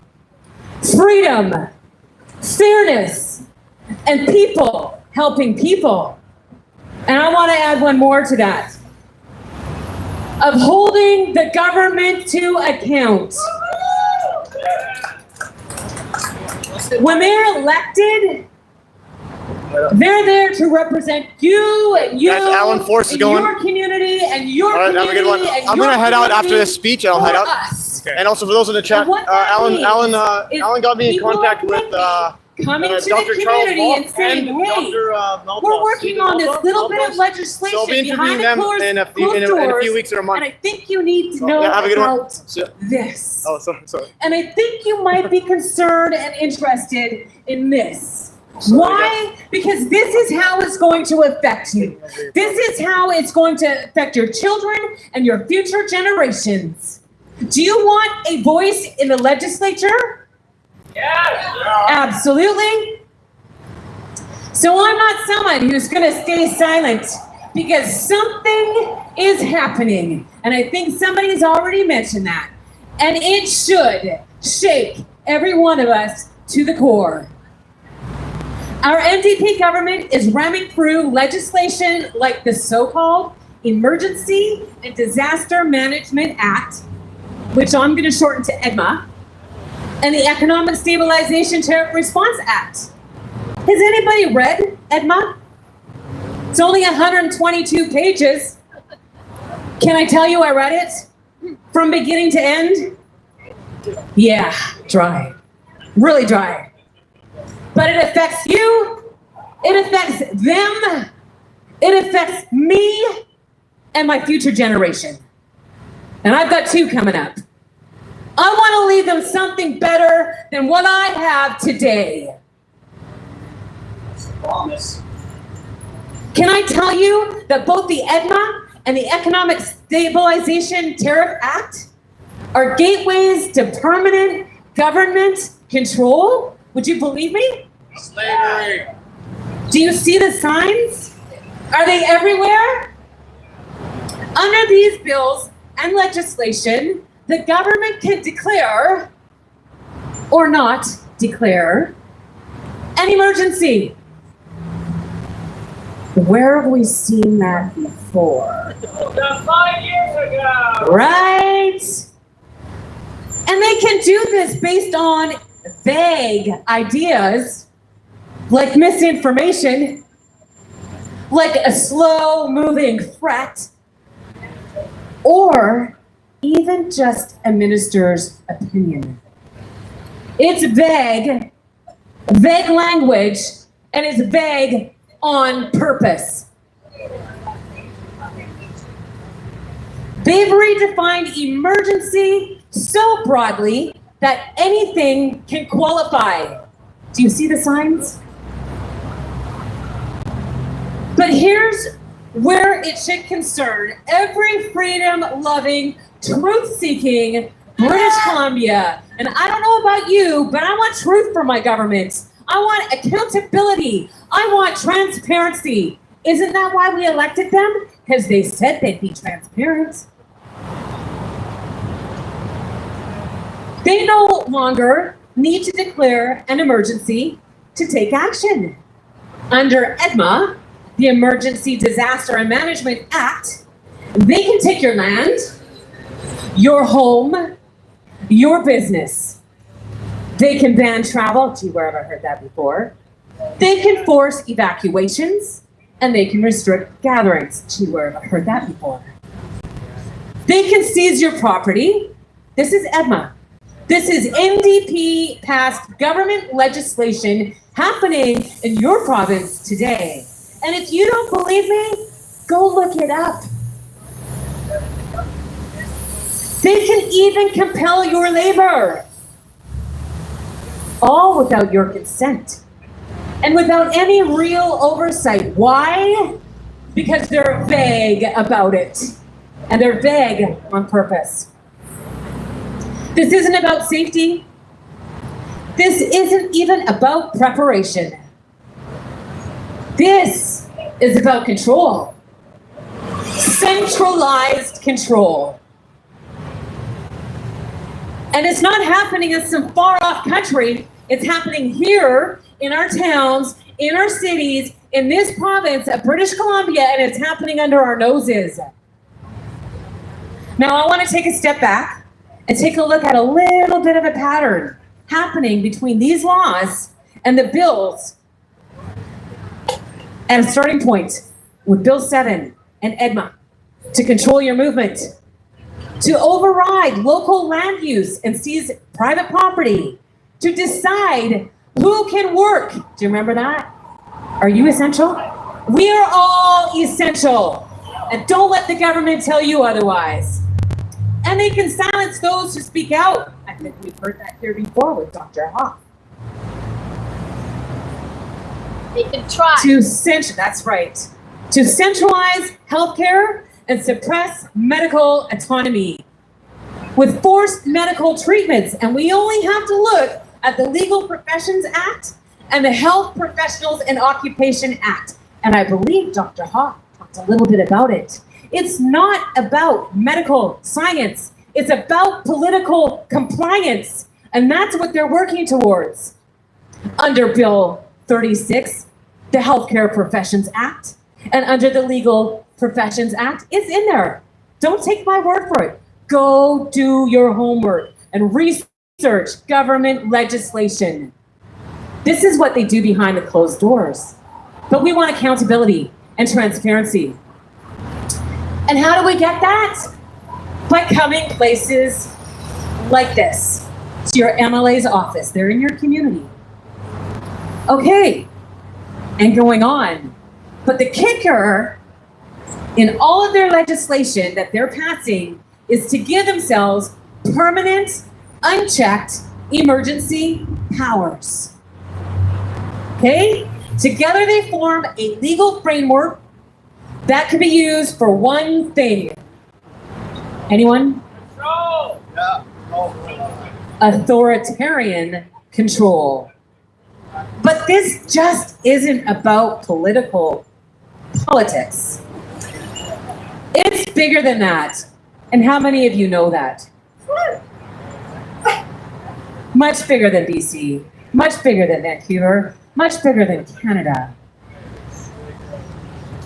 These laws align in lockstep with the goals of the United Nations Agenda 2030. But you knew that, right? It's a global system of governance disguised as sustainability and safety. Do you hear them say that on the news, the Mockingbird station? Repeatedly, they all use that language. In fact, you know when they're pushing that agenda is when you hear their language. They're pushing for digital IDs to monitor and restrict your access to services. Central bank digital currencies, where your money can be programmed, surveilled, or shut off. Carbon tracking. And I have to tell you, my first introduction to that was working in the provincial government, where we had to account for that. And it did this little number, and I'm not sure how it all worked, but I have somebody here that maybe she remembers. So carbon tracking and social credit systems are there to what? Regulate behavior. It's top-down land control, where rural and private landowners are increasingly marginalized. And I think Kari was talking about that. Oh, you got 4 chickens in your backyard? Register them. Oh, you've got a sick bison and you are in the rural area? We're going to come and we're going to cull them because the government has written legislation to give them that power without your consent. They've also added a digital, another thing is a digital surveillance state where dissent is flagged as dangerous. Be like Kari Simpson, be dangerous. We gotta do what we need to do. I'm just gonna give you a little bit of a brief recent incident that many of you may have heard about. A recent example. Let's go to Europe and look at the blackouts that happened in Portugal, Spain, and parts of France. Well, what happened? Chaos and confusion. They shut off the power. What did they do? They created a crisis. Okay? What happened? The people were in fear. That was the reaction. And then they offered the solution. But isn't that what they always do? Crisis, reaction, solution. And I'm just saying what James Davison always says. It's how they work. They're here to save the day. Oh my gosh, the government's come to save me. No, they didn't. They came to enslave you under their total control with the legislation they write and push through in British Columbia's legislature. So do you see this pattern? Am I just talking to a brick wall? Do you see the pattern? Yeah. It's not a conspiracy theory. It's happening, and it's happening piece by piece. And EDMA, Emergency Disaster and Management Act in British Columbia, is just one piece of the puzzle. We were told it's all for our protection. Where did we hear that before? Yeah, let me ask you, seriously, I want you to ponder. Who holds power to account when it answers to no one? Us. Nobody. Us. I like the answers. Us, no one. I think they answer to us. They were elected by us. They're paid to represent us. I like the us. Can I ask this one question? Who protects us from the protectors? Us. Us. We see their actions. They're silencing professionals. They're criminalizing ordinary people who dare to say no. This isn't about right or left. This isn't about right and wrong. This is good versus evil. And they've twisted that. You are a good person, but the government will tell you you are evil to create divide. It's all about whether our children, our futures, grow up in a free society, or it's not about whether our children, our futures, grow up in a free society or in a digital prison managed by unelected technocrats. Because once you accept this kind of control in the name of safety, it never ends. And I think somebody said that earlier today. The truth is this. If we stay silent now, we may never get another chance. But here's the good news, because I'm not all doom and gloom. We are not voiceless, okay? We're not powerless, and we're definitely not alone. Just look around.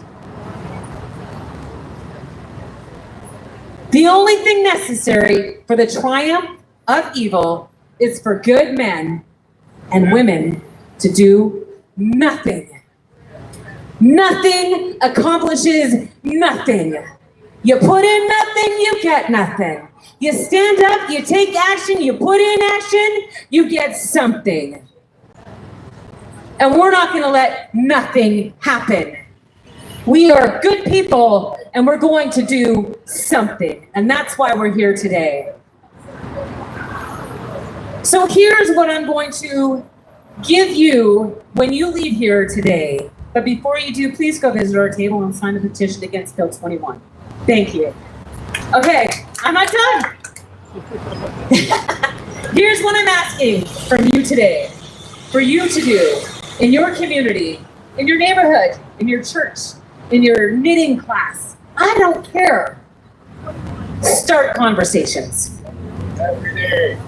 Every day. Everywhere you go. In the grocery store is opportunity. And I've had it many times. I've seen a senior person put something back, a steak, because they couldn't afford it. And I had a conversation how unaffordable it is in our country for senior citizens to buy food. I got a message from my daughter while I was here waiting for this event to happen. She sent me a picture of 2 grocery bags, half full, and it cost her $189. That's Canada. That's British Columbia. And they're sucking it from us little by little, piece by piece, because that's their agenda. Tyranny is incremental. What am I trying to say? What does this mean? Inaction in the face of wrongdoing enables injustice to prevail. Okay, so ask questions. Talk to people in your community. Call and email your MLA. When Bill 7 came out, I sent a really powerful, strong message to every MLA in British Columbia, and I said, no, I do not agree with this. And here's why. And I gave the reasons why, because it affects us in a negative manner in this province. You're welcome, because I didn't just do it for me. I did it for all of you standing here today. I did it for your children and for your grandchildren who will be affected if we say nothing and do nothing today. Call your MLA. Write your MLA. Come to their office. Present your information. Offer solutions. Be relentless. Go to your city councilors. Do you know why? Because that is where the United Nations run their agenda. It's not in the provincial level. It's not the federal level. They start local and they work it in. Demand answers from your MLA. Provide solutions. I know, I can't remember what his name is. He had an interview in the Business is Vancouver, and he said, in regards to Bill 7, If you have solutions, then provide them, and provide them I did. Demand or support the professionals that are being silenced, like Dr. Hoffe. He's got a fundraiser coming up. I don't have the poster on me, but there is a fundraiser happening for him. Please go and speak to him about it. Support Dr. Hoffe. Support Dr. Malthouse. Support the people that are standing up and speaking out. Do not allow the government to take away your voice. And join others like all of you that are here today who have stepped up and are taking action. Go see our booth. There's information there. If you don't know the legislation that's happening in our province, one of the ladies that has volunteered her time has provided it for you. She's printed it all off. You don't have to go research it. She's got it. Okay. Because this moment, right now, is our line in the sand. The future has been and is still being decided while most people are distracted. And the time to push back is now. Not tomorrow. Not after the next law is passed. Now. For our land, for our rights, for our children. Because freedom doesn't protect itself. We do. Thank you.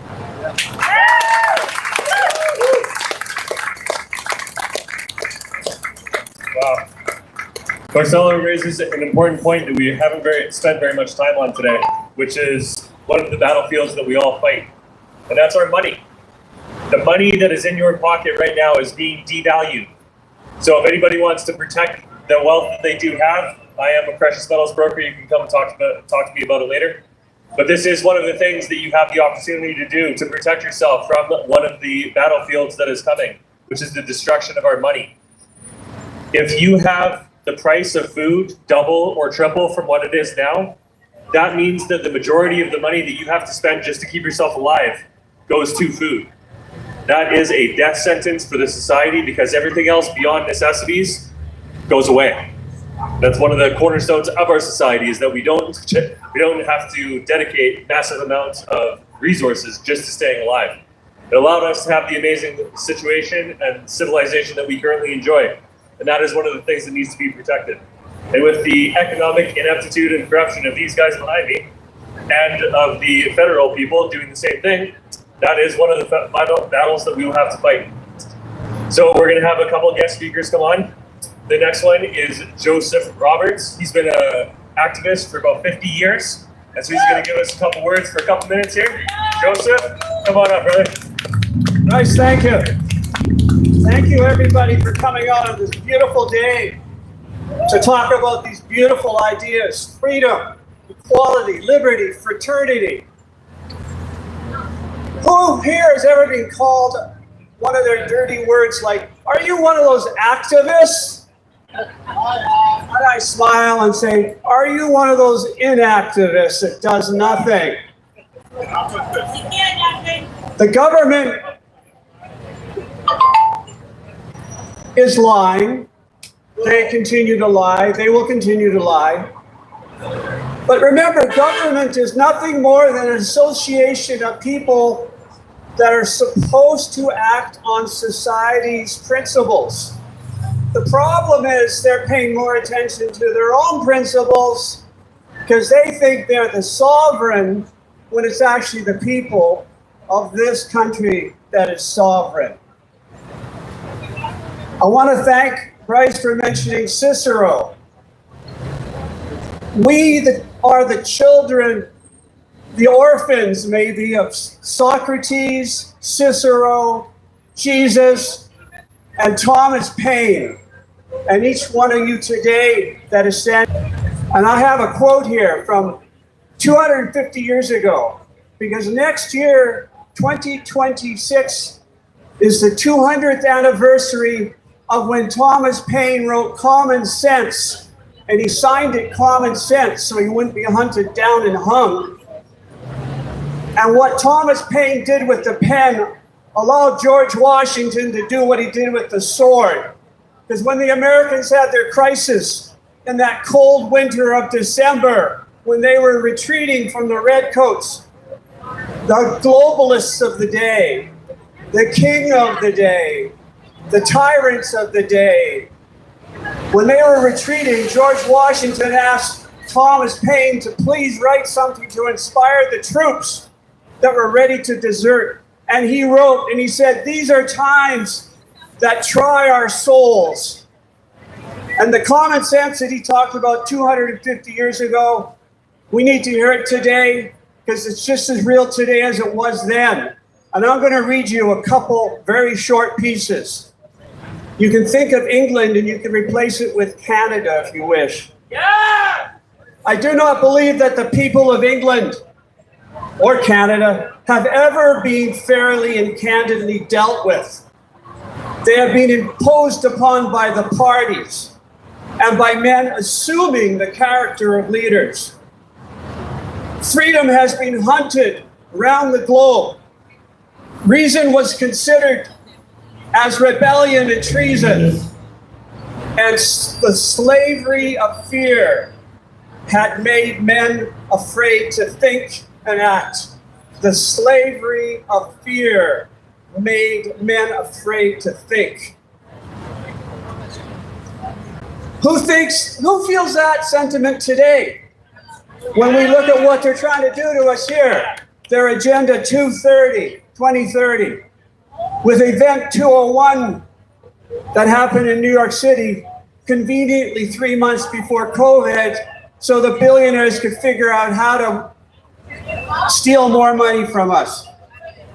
Well, I'd like to introduce Event 250, the 250th anniversary of Common Sense. And we need it today as much as we've ever needed it. How many people here remember the Pentagon Papers and when the American government lied about winning the Vietnam War? That was Daniel Ellsberg. I published Common Ground, and I published a conversation between Daniel Ellsberg and Edward Snowden.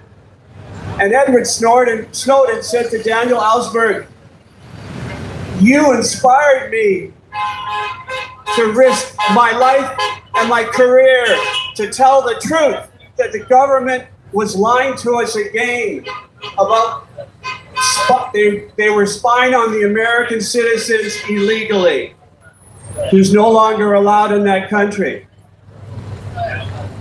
So I published the pandemic papers during the COVID dark ages. So I'm going to start working on a project for media all over the world. And I'm looking for support.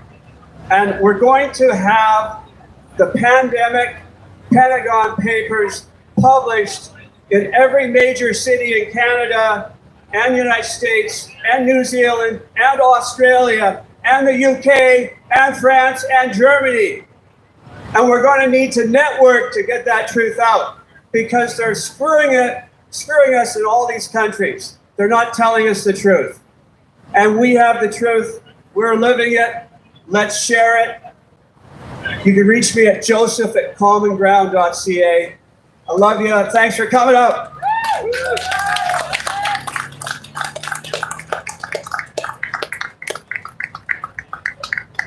Well, Joseph, a man of ancient history like myself. Very important to not lose the ancient information that our ancestors gave us. So we're going to have another short feature with Inga Hanley. She's the Assistant to Demand Scientific, Academic, and Political Integrity. Inga? I promise that I'll only be 2 minutes. Because I'll give you a quote that was sent to me a couple of days ago that I thought was really paramount. It said, if you have a well-programmed net of lies and you promulgate it for 3 generations, then the result will be that the truth will look preposterous and the speakers of the truth will look like lunatics. This is where we are. But in all of the talks that I've heard today, excuse me. In all the speeches that I've heard today, I have heard not one mention as to how they infiltrate the mind. I was in the educational system in the 1950s. That kind of dates me, doesn't it? Yeah. I'll be 89 in September.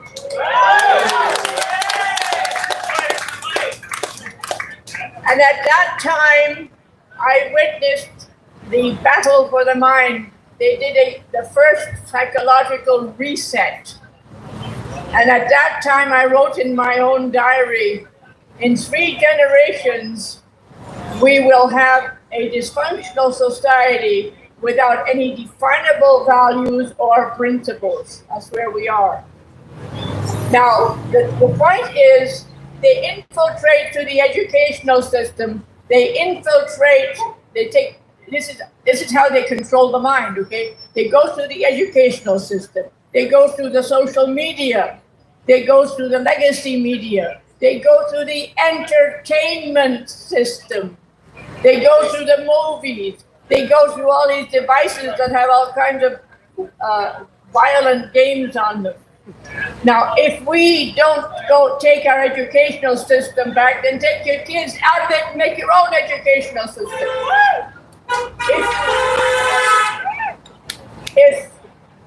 If we don't listen to the media, the legacy media, then they have no one to basically broadcast to. If we don't buy for our kids and in our families, if we don't take them to violent movies, if we don't buy violent movies, if we don't buy violent video games, etc., then we don't train our children to view violence as entertainment. And quite frankly, if we don't take back the avenues of infiltration, then that is where our action has to start. And that means in everything that we do.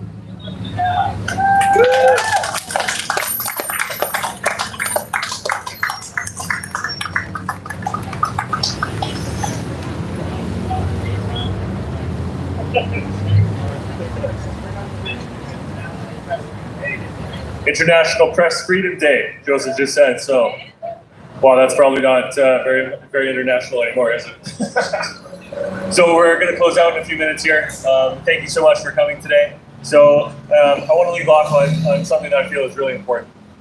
As I said in my speech, there's a lot of bad stuff that's coming down the pipeline, and it's easy to get distraught, dejected, demoralized, and that is something you can absolutely not do. Because if you do that, the other people that don't know and don't believe will do the same. There always has to be people that will take the courage necessary to stand up for what's good, true, right, beautiful in the world.